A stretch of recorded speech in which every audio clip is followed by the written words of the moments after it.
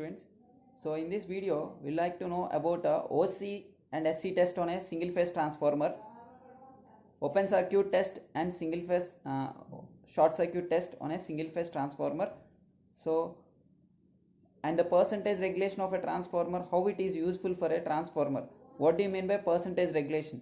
How it can be determine the percentage regulation for a inductive load, capacitive load and resistive load. We'll see about that. So indirect method of testing a transformer. So in this there are two tests to be performed on a transformer. So in order to find out the efficiency and in order to draw the equivalent circuit of a transformer. So first one is the open circuit test, which is also called as OC test, and second one is nothing but a short circuit test, which is nothing but SC test. Okay, so OC test means open circuit test and SC test means short circuit test. Now we'll see about open circuit test. So now I am drawing the diagram of open circuit test.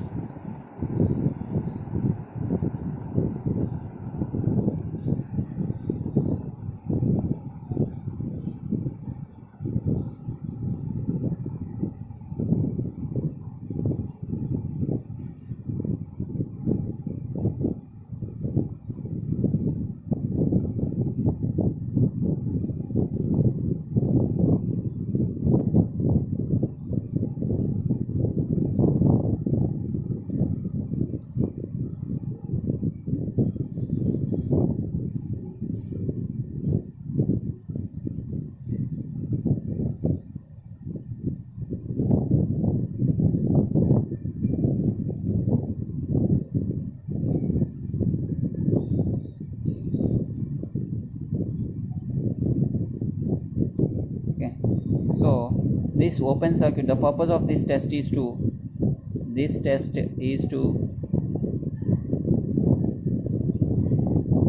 conduct to draw the equivalent circuit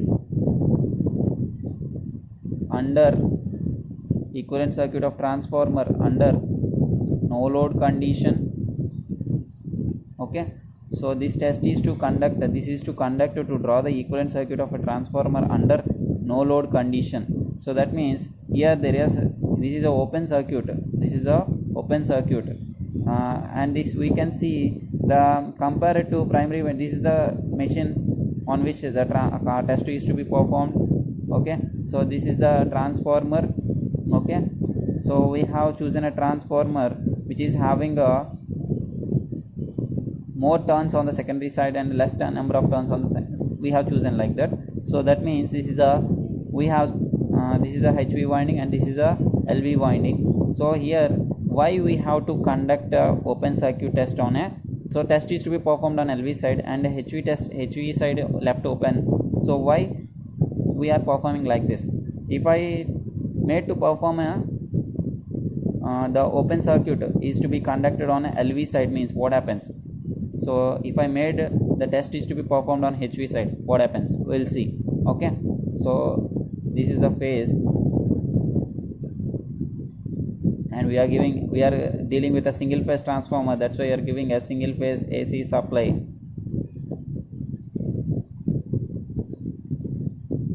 And this is a neutral point. This is a mechanical coupling and this is a switch or MCB, whatever. So this is a fuse. So in neutral there is a neutral link will be there. So this is the auto transformer or single phase variac. So the purpose of this single phase variac is to vary the voltage, so in a steps manner. So suddenly I want to give a 230 volts. So suppose the single phase supply standard voltage is 230 volts. So now I want to vary in a steps manner, not in a convenient way. So I want to move in a convenient way. So I want to use a steps manner by increasing the voltage in a steps manner. So that's why I have used the single phase variac. Okay, so if I want directly full voltage on the LV side. So the LV side voltage must be lower than that of the, which may be either chosen by the transformer rating. Suppose if I chosen a rating of a transformer is 2 kVA transformer which is having a LV side voltage is 110 and HV side voltage is 220. Suppose the standard voltage of the AC supply is 230 volts. So the LV side rating voltage is 110 volts, which is lesser than the 230 volts. So we don't have to give a 230 volt supply directly. So then that type of situation we are using a single phase variac. So this variac gives the desired voltage by increasing or by varying the voltage value. Okay, so that voltage is indicated through voltmeter. So this is a voltmeter and this is the ammeter. Ammeter, we know that what is the purpose of ammeter. Ammeter reads the current in the circuit. So this is a this is a wattmeter. Wattmeter is having a 4 terminals, ML, CV. M is a main, L is a load, and C is a common, and V is a voltage. So in wattmeter we are also having a 2 coils, current coil and potential coil. Okay, so CC is a current coil which is having a less number of turns, usually very less, 1 turn, single turn coil, and whereas a pressure coil is having a more amount of resistance. So why it is connected, that's why it is connected in parallel to the load. Okay, so here with the current coil is having less number of turns, so that it is having a less resistance, so that it will connected in series to the load. Okay, here the load is nothing but the transformer. Okay, so HV side value, why HV side is to be open circuit is conducted on a HV side, why not on the LV side? We'll see the reason.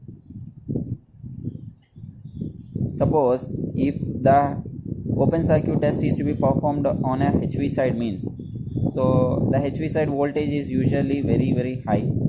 Okay, so suppose we have taken this a small transformer, suppose we have taken a large transformer, what I have to give a HV side voltage as a very high.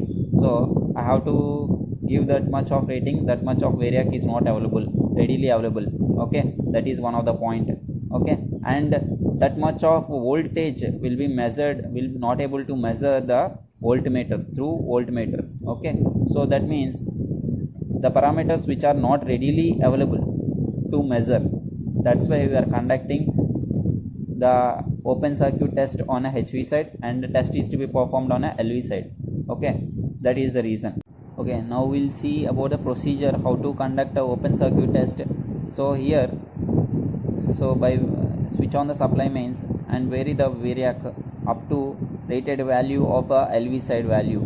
Suppose here the LV side value is at 110, so vary this variac up to this voltmeter shows as a 110 and note down the corresponding readings of ammeter and wattmeter.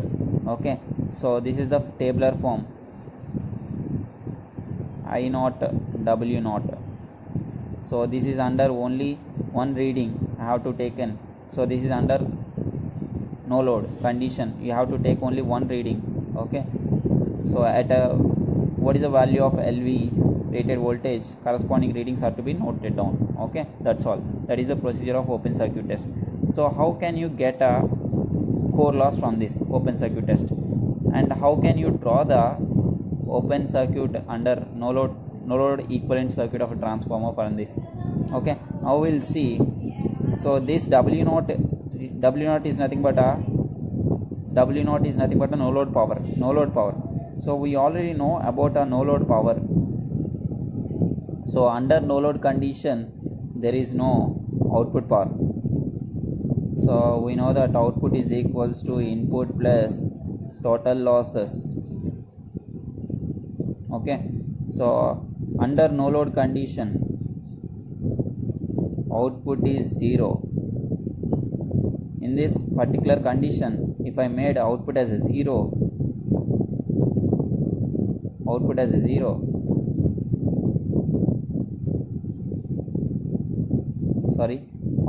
equals to input minus total losses.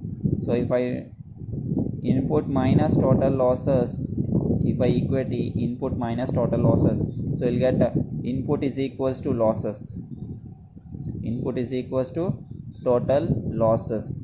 Okay, so in transformer we will know about losses. So in transformer there are core losses and copper losses. Copper losses are indicated with variable losses. So WV and WC is a core loss. This is a core loss and this is a copper loss. Copper loss are nothing but variable loss. Okay. So this is the input power. So we have taken the reading for this is only the input power. Why? Because we are giving supply and this will be varied here. So we are getting reading. So this is the input power. You are measuring under no load condition input power. So that will be equal to core losses and copper losses. That means under no load condition there is no output means. So the entire input power will be able to supply the losses.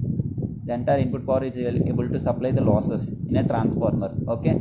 So here in transformer there are two types of losses. So under no load condition, you already know about under no load condition, the no load current is usually 2 to 5% of full load current that will be read through from ammeter. So here I naught is very less.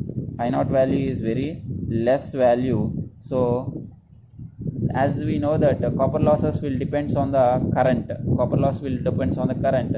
So under no load condition the copper loss are very under no load condition the current is usually less. The copper loss are also very less value. Okay. So if you give, we know that copper core loss are proportional to rated voltage. So under no load condition you are giving a rated voltage on the primary side. Rated voltage is nothing but LV side rated voltage. You are giving a primary side LV side rated voltage value. So as the copper loss we are giving rated voltage means a high voltage. So as the voltage is high, the copper core loss are also high. So in this way we can say that the entire no load input power will occur as a core loss if you neglect the copper loss, small amount of copper loss. So why? Because we are neglecting means the I naught current is small. So this copper loss are proportional to I naught. So the copper loss are also small. So this can be neglected. So the no load input power which gives a value from a wattmeter reading, that wattmeter represents a core loss value. We can see from no load input power is nothing but a which measured from the wattmeter. This wattmeter gives a core loss value. If you neglect the small amount of a copper loss, so we'll get a core loss value here. Okay, this wattmeter represents a core loss value. So now how we can draw the equivalent circuit of a transformer under no load condition from this value. So you'll get a W naught value from the reading. Okay, so W naught is nothing but V1 I naught cos phi naught according to the phasor diagram of art, according to the so W naught is nothing but input power. So we know that power in case of AC circuit is nothing but voltage into current into cos phi. Okay, power factor. So as the voltage is nothing but V1 or V naught. Okay, voltage under no load condition, which is nothing but LV side rated voltage. So I naught is represented from the ammeter reading, and cos phi naught, this is the unknown factor. So cos phi naught, we know to find out cos phi naught value from this. Cos phi naught is equals to W naught by V1 I naught. W naught by V1 I naught. So pi naught is equals to cos inverse of W naught by V1 I naught. So this is the no load phase angle value. No load phase angle value. So this, by using this no load phase angle, we can find out the value of I naught and cos phi naught. So as we know that flux, we have taken a flux as a reference in order to draw the phasor diagram of a transformer under no load condition. So again we are dealing with a transformer under no load condition. Okay, so here this I naught is resolved into two components, IW and I mu.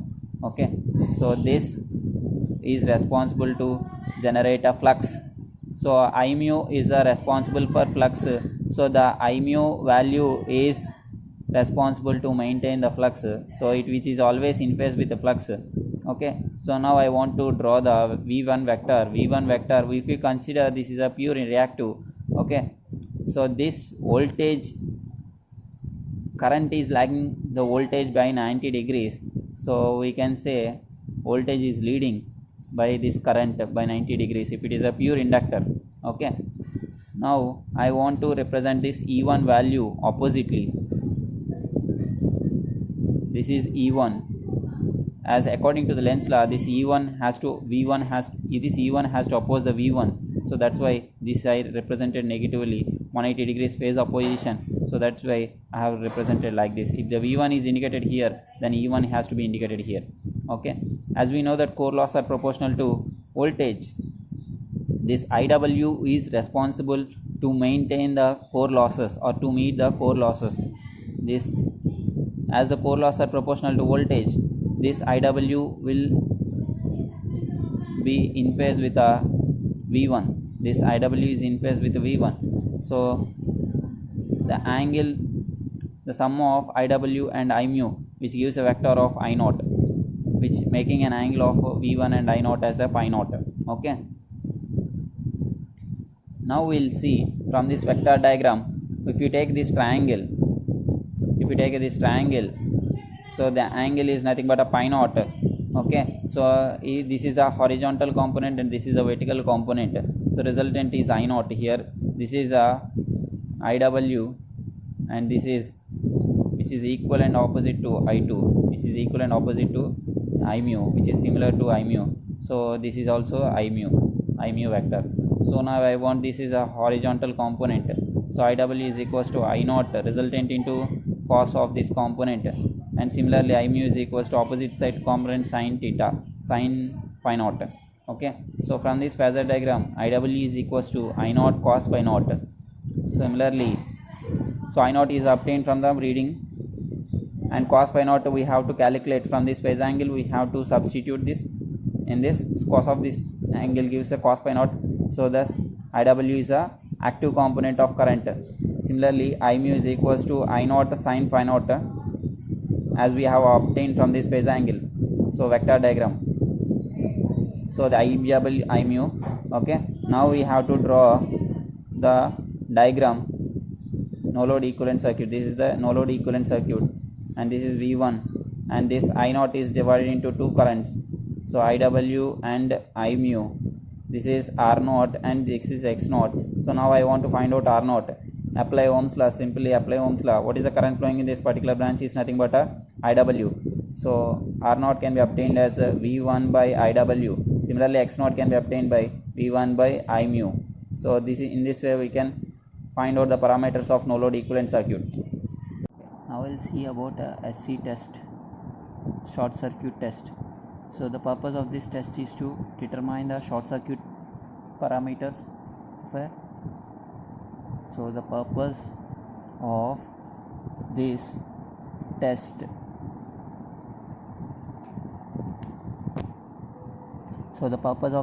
is to determine the copper losses and equivalent circuit parameters under short circuit. Equivalent circuit parameters under short circuit, which are nothing but R02 and X02. Okay, so now we will draw the diagram. So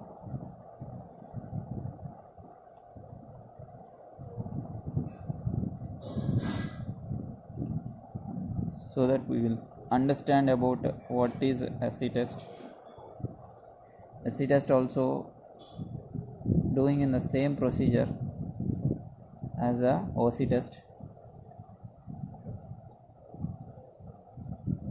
Same diagram, but there is a small difference between SC test and OC test. Here we are high voltage winding. The test is to be conducted on a high voltage winding and short circuited on a LV winding. So here we are shorting with a wire. Okay, so this is short circuit. Okay, here this is LV and this is HV. So The purpose of this test is to determine the copper losses, and the equivalent circuit parameters under short circuit have to be done under this, calculated under this test. Okay, so here we are giving a phase and neutral single phase AC supply. This is a variac, single phase variac.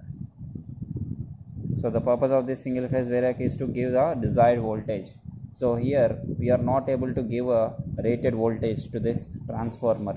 In case of open circuit test, you will give a rated voltage on the LV side, but here in this short circuit test, make a note of it. So under short circuit test, full rated voltage cannot be given the circuit. So that means how much amount of voltage to be given to the circuit. So here we will not worry about a voltage, so we will choose about a rated current. So if you are shorting means the primary will draw heavy current, which is nothing but a rated current, load current. Okay, so why you are shorting LV winding voltage, LV winding terminals, why not a HV side? So there is a, if we conduct a test on a LV side and HV winding is shorted, means here HV winding, high voltage winding is shorted, means in LV winding huge amount of current will be passing at that time. Okay, so that amount of current is not readily measurable by using a ammeter. So and that current is not bearable by this ammeter.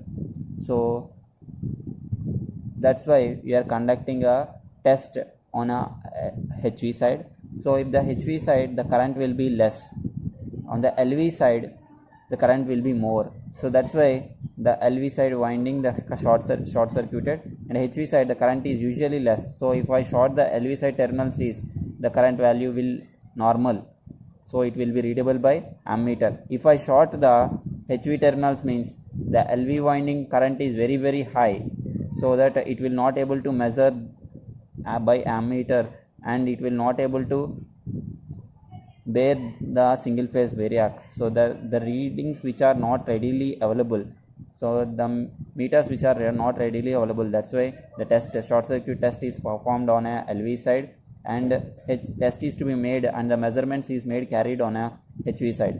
Okay, this is the reason. So the purpose of this test is to determine the copper loss. So here we are using a wattmeter. You already know about a wattmeter. Wattmeter measures the power input power of the particular circuit. So this wattmeter measures the input power under short circuit case. So under short circuit case means we are not applying a load. Here we are not applying any load. Okay, so we are shorting the terminals of LV winding. So rated current will be passing into the HV winding. Okay, how we can calculate this rated current value? So by wearing this variac, we will adjust it to rated current. It will read in the ammeter. How we can adjust? So depends on the rating of a transformer. Suppose the transformer is a 2 kVA transformer, 110 by 220 volts. Here HV winding is this and LV winding is this.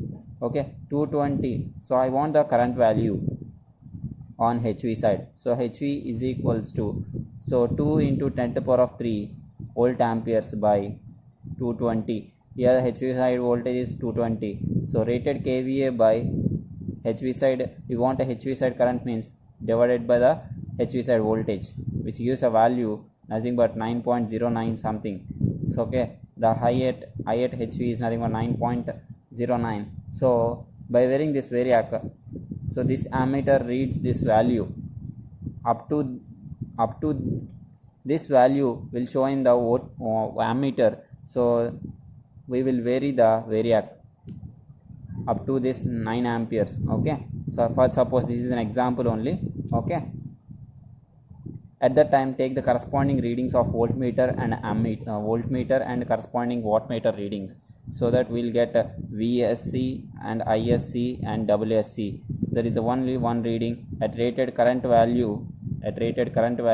We will note down the voltmeter reading and wattmeter reading. So now this wattmeter reads the copper loss value. How can you say this is a copper loss value? So under no load condition, we will say that wattmeter reading and OC test, that wattmeter reading is a copper loss. Why? Because as copper loss are proportional to rated voltage. In case of rated voltage, in case of OC test, we are giving a rated voltage to the LV side, so that's why we are talking about a core loss. Now we are giving a full rated current into the primary. Why? Because LV side is short circuited, means HV will draw full load current. So we are passing the full load current in the primary side, so that as a copper loss are proportional to full load current. So under no load, under full load, under short circuit condition, so this copper loss are proportional to current. So thus wattmeter reads the copper loss value. Okay, now we'll see about how this short circuit parameters are to be calculated, which are nothing but R02 and X02. So how can you calculate the R02 and X02? Represents the WSC represents the copper loss. So as you know that copper loss are proportional to I square R, so which is nothing but ISC square. So copper loss are nothing but R02. So R02 is equals to R02. The value of R02 is nothing but total resistance referred to secondary side. So WSC by ISC square. So we will get the tabular form readings. So from this tabular form readings we can easily calculate the R02. R02 is the total resistance of the transformer referred to secondary side. Okay. Now we want the X02 value. So that you can calculate X02. X02, how can you calculate X02 means by knowing the Z02. Z02 is nothing but R02 plus X02. So we'll take the magnitude of this. So we'll get R02 square plus X02 square. So we already know about the R02. So we will know any of Z02 and X02. We can easily find out the other one. So by knowing the impedance value is ratio of voltage to current in case of AC circuit. So this is VSC, this is ISC. So it is a ratio of voltage, short circuit voltage to short circuit current. Is nothing but the impedance value under short circuit case. Okay. So Z02 can be calculated as VSC by ISC. Okay. If we know the Z02 value, we can easily calculate the X02 value. So X02 can be written as X02 is equals to root over Z02 square minus R02 square. Okay. So in this way you can calculate the equivalent circuit parameters under short circuit case, which are nothing but R02 and X02. R02 is the total resistance referred to secondary side of a transformer, and X02 is the total reactance referred to secondary side of a transformer. Okay. Now we'll see the diagram. This is the equivalent circuit under short circuit case. Okay. So it's consisting of R02 and X02. So which is a combination of Z02. So this is the equivalent circuit under short circuit case. So we can already shown that we can find out the values of R02 and X02 by using these formulas, so that you can substitute in the place of R02 and X02, so that you will get the equivalent circuit parameters under short circuit case. So from these open circuit test and short circuit test, we will draw the totally equivalent circuit of a transformer by combining the open circuit test and short circuit test. It will give an approximate equivalent circuit of a transformer referred to secondary side. So I am drawing the total equivalent circuit of a transformer using open circuit and short circuit test. Okay. So how can you draw equivalent circuit of a transformer using open circuit and short circuit test? We'll see now. Okay. Open circuit test is then we'll get the no load parameters. We'll get the no load parameters, which is this is the no load circuit. Okay, from open circuit test. From short circuit test, we'll get the short circuit parameters, which are nothing but R02 and Z02. So this is the I2 dash, and this is I1, and this is I0. So this is R0, and this is X0, and this is R02, and this is X02. So this is the approximate equivalent circuit of a transformer using a open circuit and short circuit test. So this is the equivalent circuit of a transformer using OC test and SC test. So from open circuit test and short circuit test, we will able to draw the equivalent circuit of a transformer. Okay, this can be proved here. And next, next one is from the open circuit test and short circuit test we will able to find out the efficiency of a transformer. So how can you find out the efficiency of a transformer by using a open circuit and short circuit? Open circuit test and short circuit test we'll see now. Okay, so efficiency, so we already know about efficiency. Efficiency is the ratio of output to input. Efficiency is the ratio of output to input. Okay, output power can be obtained as input minus total losses. Input minus total losses. So input power is equals to output plus total losses. So you already know about input. Input is available in kVA rating. So they are mentioned as kVA rating. Okay. So what are the losses present in a transformer, which are nothing but iron losses and copper losses, which is indicated as VCU, WCU. Okay. Input, which is the input equation. And suppose if I want a input at x kVA, sorry, x load, x is a fraction of load. Suppose that can be multiplied with here output rating is also multiplied with x, the fraction of load, and here iron losses comes under constant losses, so it will never depends on the load.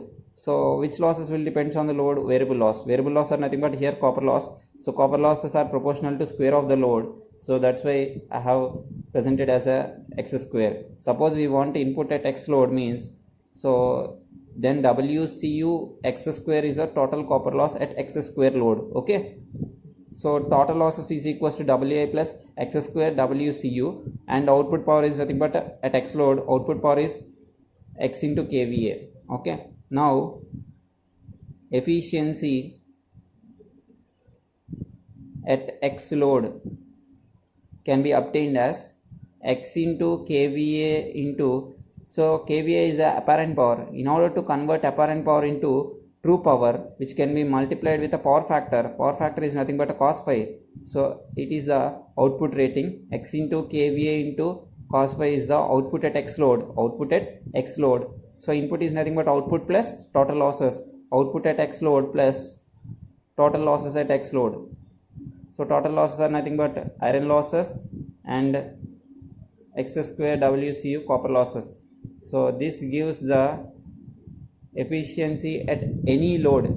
So efficiency any load can be calculated or predicted by using a open circuit test and a short circuit test by using this formula. So in the place of x, if we want a full load efficiency, substitute x is equals to 1. If you want a half full load efficiency, substitute x is equals to half.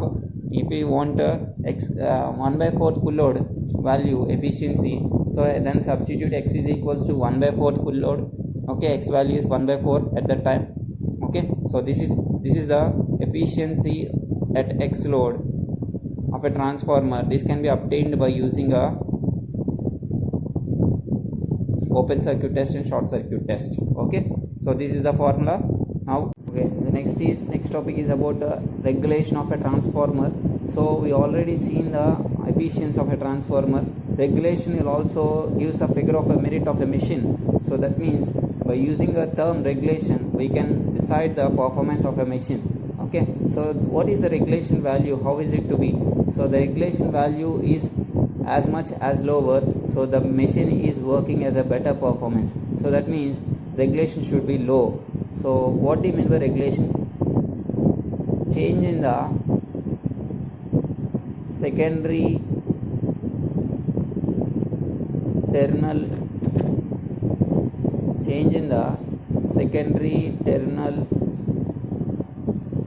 voltage from no load to full load, expressed as percentage of no load, is called as regulation.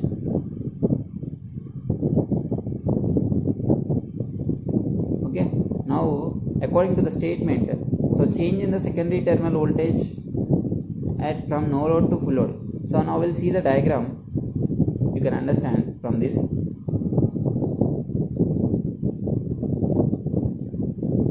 So under loaded condition, so this is the diagram of the secondary circuit. So this is the secondary circuit diagram. Transformer, you are having a primary circuit and secondary circuit. This is a secondary circuit.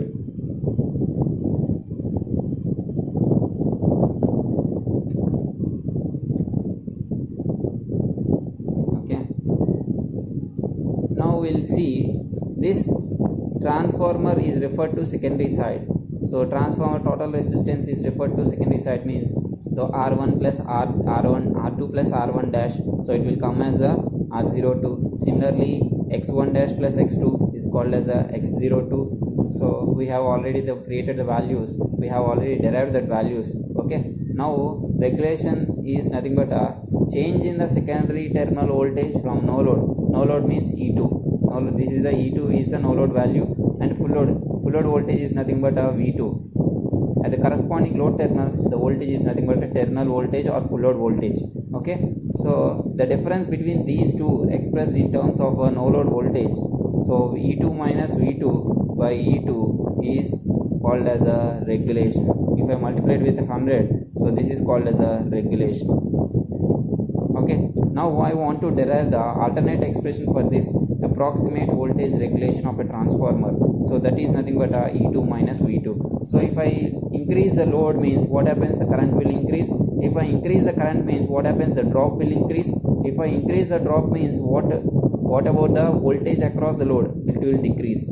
So if it is decreased, means what is the change between E and E1. Sorry, if there is no desired voltage will be coming across a load. Okay, so if I increase the current, if I increase the load, means what happens, current will increase. If I increase the current, means drop will increase. If I increase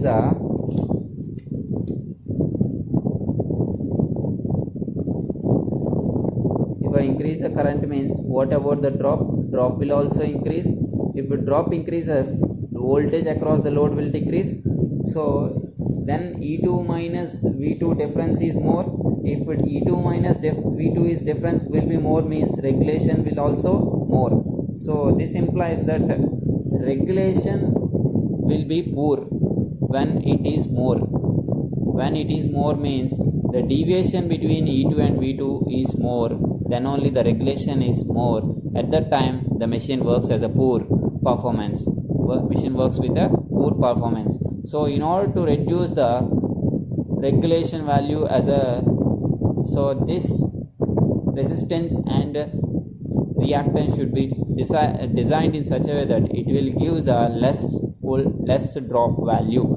So then only the load desired voltage should be reached to the load, then only E2 minus V2 drop should be minimum, then only the regulation will be minimum. So the machine works as a better performance. So this is about the regulation value. In this regulation value, we will derive about a approximate voltage regulation formula. Now we will see about our approximate voltage regulation of a transformer. So for that, I am assuming a V2, voltage across the load is nothing but V2. In this particular diagram, we will show voltage across the load is nothing but a V2. Okay, so I am considering the direction of V2 is like this.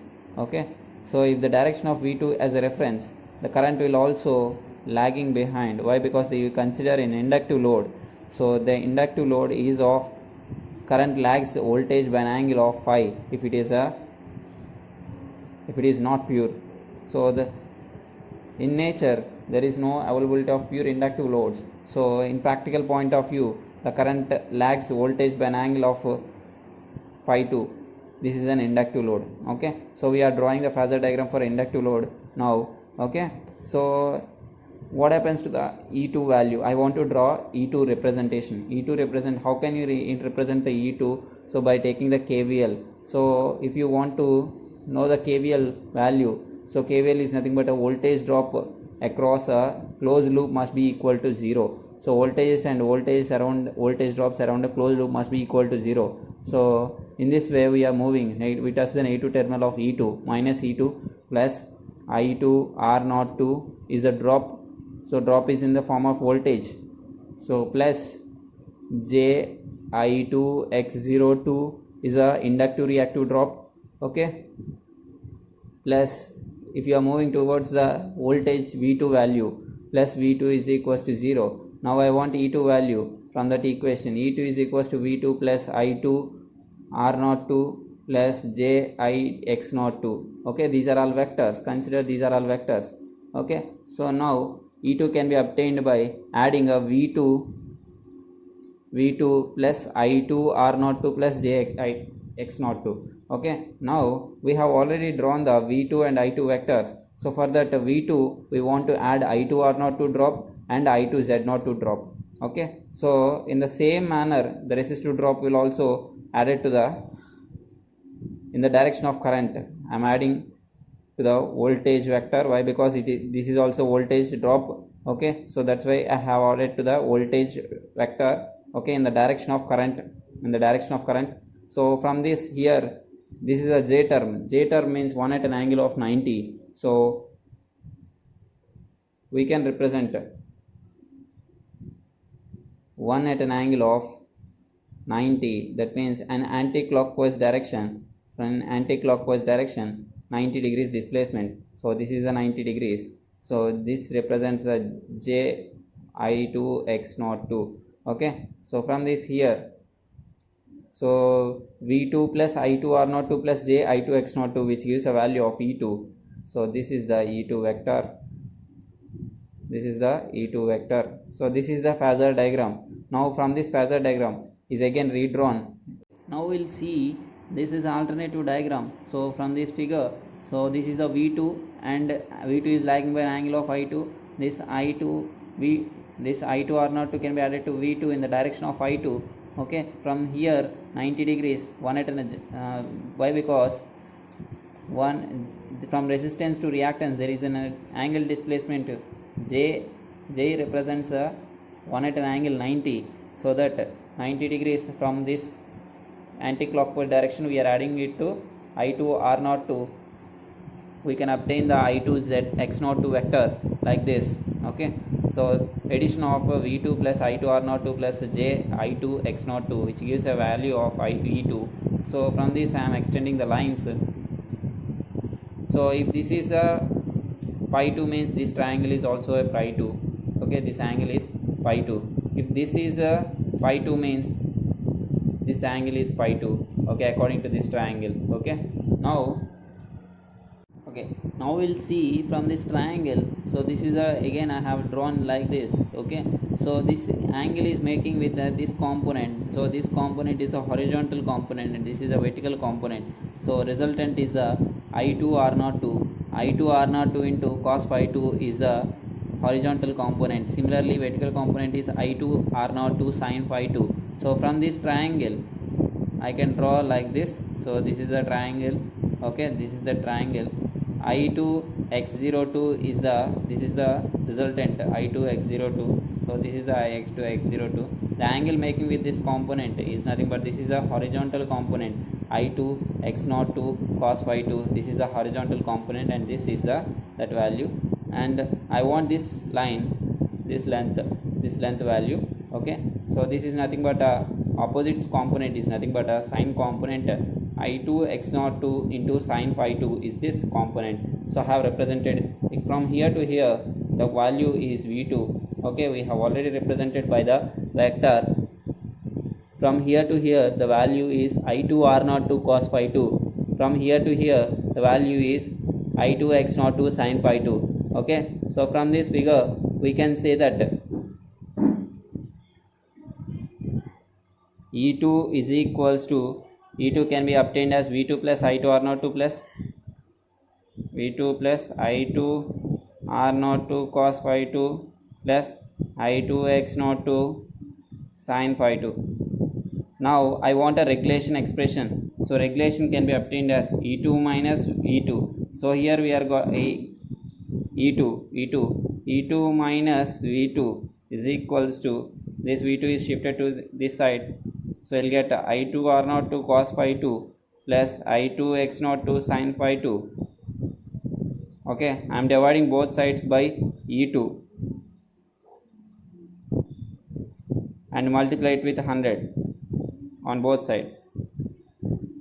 So I'll get, this is a regulation expression, as I have E2 minus V2 by E2 into 100. This is nothing but a percentage regulation. So we'll get, this is a percentage regulation. So we can write this as a percentage regulation, which implies I2 R02 cos phi 2 plus I2 X02 sin phi 2 by E2 into 100.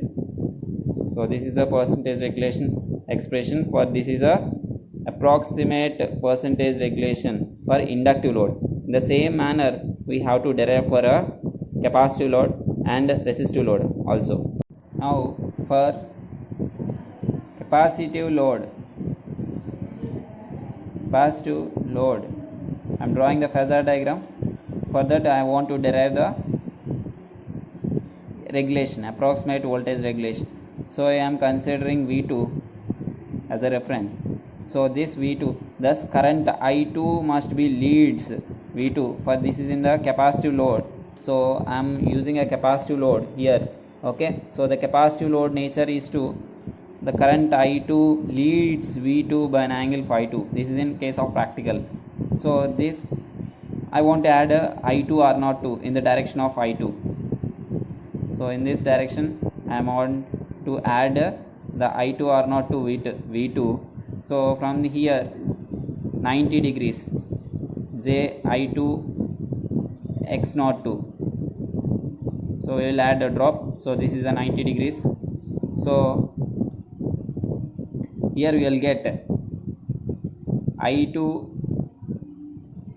X02, this is the line, and addition of V2 plus I2 R02 plus I2 X02, which gives a vector of E2.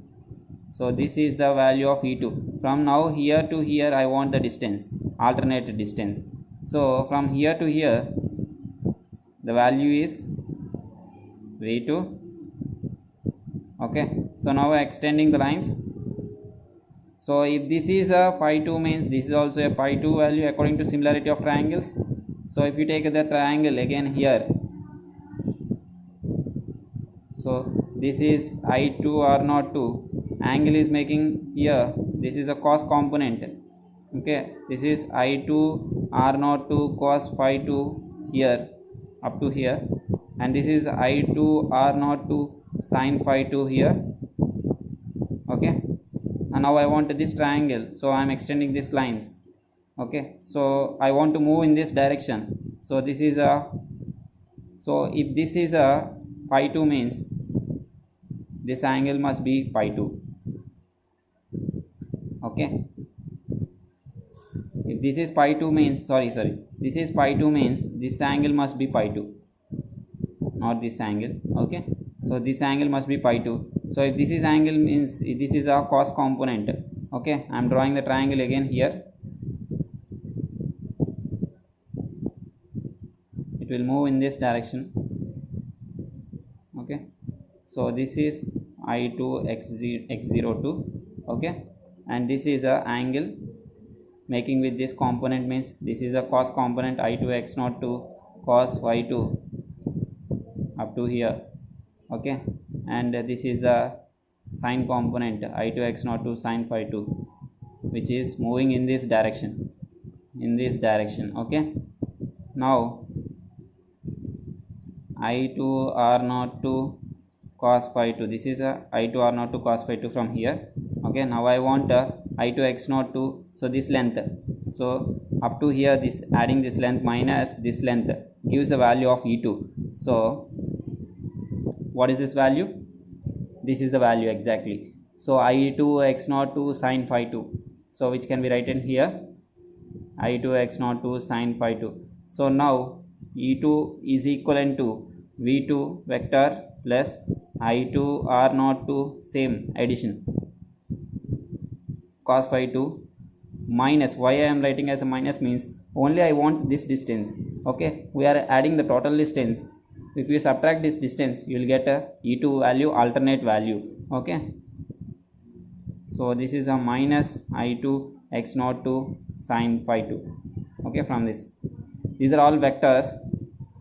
So if you take E2 minus V2, so this V2 is written in outside, other side. So you'll get I2 R0 2 cos phi 2 minus I2 x 0 2 sin phi 2, dividing both sides by E2 and multiplying it with 100 on both sides. Okay, so you'll get this is a percentage regulation expression.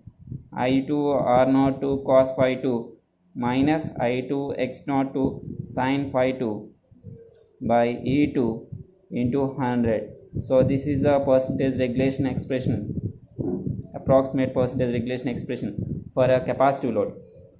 Okay, and this is a phasor diagram for the capacitive load, and this is a regulation expression for the capacitive load, approximate voltage regulation of a transformer for capacitive load. For resistive load, now we will see resistive load.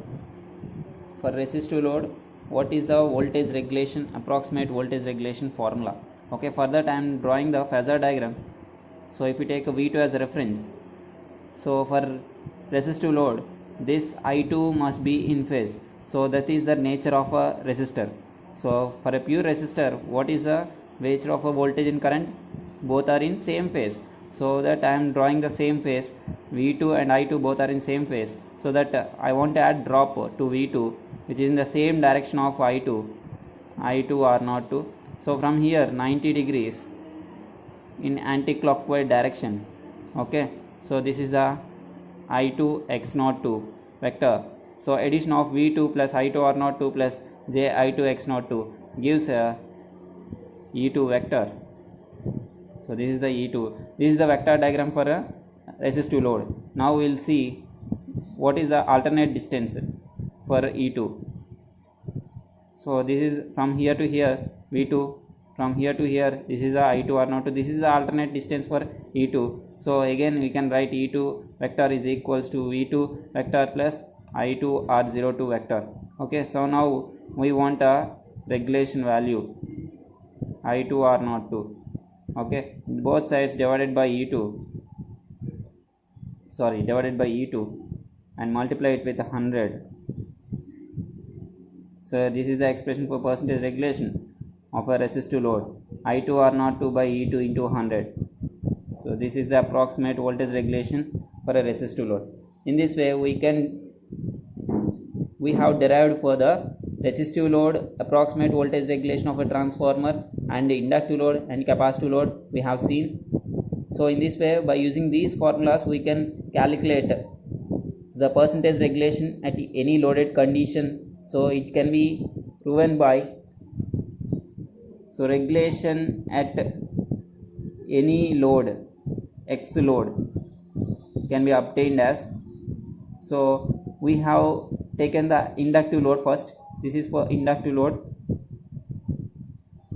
So the approximate voltage regulation we have already derived the formula I2 R0 2 cos phi 2 plus I2 x0 2 sin phi 2 by E2. So if I want a regulation at X load, multiply x2 with x with I2, so that you will get I2 x. Similarly here also x into I2, so that you will get a regulation at X load, Okay, so in this way we can find out regulation at any loaded condition. Okay, this regulation must be shows the figure of a merit. So this regulation value should be as low as possible, so then the machine works as efficiently.